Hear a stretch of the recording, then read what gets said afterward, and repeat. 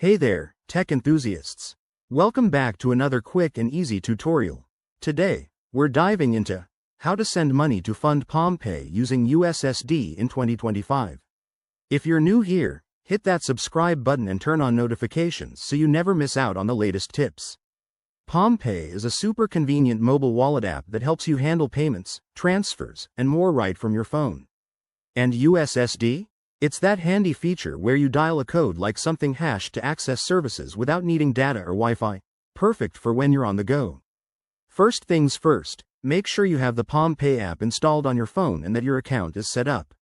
You'll also need sufficient funds in your bank account or mobile money wallet to transfer from. Let's jump into the steps. Step 1. Open your phone's dialer and enter the specific USSD code for PalmPay funding. For most users, this is something like *561# or whatever your network provider supports. Double-check in the PalmPay app under Settings for the exact code based on your location. Step 2. Once you dial the code, you'll see a menu pop up on your screen. Select the option for Fund Wallet or Transfer Money. Step 3. Enter the amount you want to send. Be precise to avoid errors. Step 4. You'll be prompted to enter your PalmPay wallet ID or phone number linked to it. Make sure it's correct. Step 5. Confirm the transaction details, including any fees, and enter your PIN or authentication code as required. Hit send, and voila! Your PalmPay account should be funded almost instantly. A few tips to keep in mind. Always verify the USSD code to match your provider, as it might vary.